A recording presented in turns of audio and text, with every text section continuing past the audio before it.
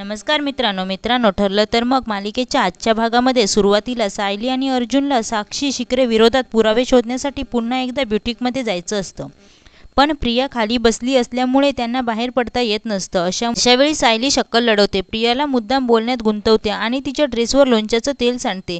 त्यामुळे प्रिया सायलीवर भयंकर चिडते, कारण तिचा महागातला ड्रेस खराब झालेला असतो। सायली प्रियाला सांगते की यावर पाणी ओत आणि लिंबू मीठ चोळ, म्हणजे ते डाग जातील। प्रिया सायलीला विचारते की तुला कसं माहीत, यावर ती म्हणते की मी गृहिणी आहे, त्यामुळे संसारातल्या छोट्या छोट्या युक्त्या मला ठाऊक आहेत। प्रिया वैतागून आपला ड्रेस बदलण्यासाठी स्वतःच्या रूममध्ये जाते। हीच संधी साधून सायली आणि अर्जुन घराबाहेर पडतात। अर्जुन जातेवेळी आपल्या रूमला लॉक करून जातो, कारण त्याला भीती असते की ते दोघे रूममध्ये नसतील तर प्रिया रूममध्ये शिरून काहीतरी शोधण्याचा प्रयत्न करेल।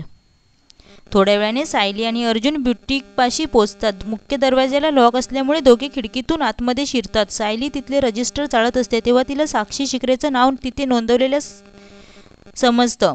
अर्जुन त्याचा फोटो काढायला जाणार तितक्यात ब्युटिकची मालकीण दरवाजा उघडते। दोघं पटकन लपून राहतात। ब्युटिकमध्ये कोणीतरी शिरल्याचा संशय त्या मालकिणीला येतो, त्यामुळे ती तसा शोध घेते, पण तिच्या हाती सायली आणि अर्जुन लागत नाही। ती सर्व व्यवस्थित बंद करून निघून जाते। त्यानंतर सायली आणि अर्जुन पुन्हा त्याची शोध मोहीम चालू करतात आणि त्यांच्या हाती साक्षी विरोधात मोठा पुरावा लागतो। दुसरीकडे प्रिया आदर्श बायकोचं नाटक करत असते। अश्विन येईपर्यंत ती जेवायचं थांबते, पण तिचा संयम सुटत असतो, त्यामुळे ती कोणी नाही हे बघून ती पटकन एक घास तोंडात टाकते। मात्र तितक्यात अश्विन येतो, त्यामुळे तिची गोची होते। लग्नानंतर प्रिया आपल्यासाठी जेवायला थांबली हे पाहून अश्विन तिच्यावर इम्प्रेस होतो, तिचं कौतुक करू लागतो, पण प्रियाच्या तोंडात घास असल्यामुळे ती काहीच बोलू शकत नाही। त्यामुळे ती मोबाईलवर टाईप करते की लग्नानंतर पहिल्यांदा मी तुझ्यासाठी जेवायची थांबली आणि तू आज लेट आलास, म्हणून मी तुझ्याशी बोलणार नाही। अश्विनला तिच्या लटक्या रागाचं हसू येतं। त्यानंतर दोघे मिळून जेवतात। थोड्या वेळाने कल्पना तेथे येते आणि ती सुद्धा प्रियाचं कौतुक करू लागते।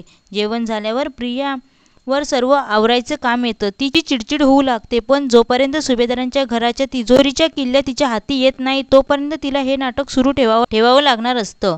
प्रिया वरती जाते तेव्हा तिच्या लक्षात येतं की सायली आणि अर्जुन घरात नाहीत आणि त्यांनी आपल्या रूमला लॉक केलेलं आहे। ती लगेचच याबाबत घरी सर्वांना चोंबडेपणा करते। दुसरीकडे सायली आणि अर्जुन साक्षी विरोधात एक एक धागा सापडत असल्यामुळे खूप खुश असतात। ते घरी येतात तेव्हा कल्पना, पूर्णा आजी, अश्विन आणि प्रिया त्यांची वाट पाहत असतात।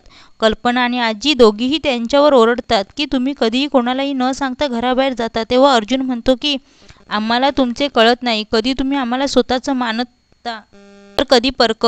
किचन वापरायची वेळ येते तेव्हा आम्ही तुमच्यासाठी परके असतो।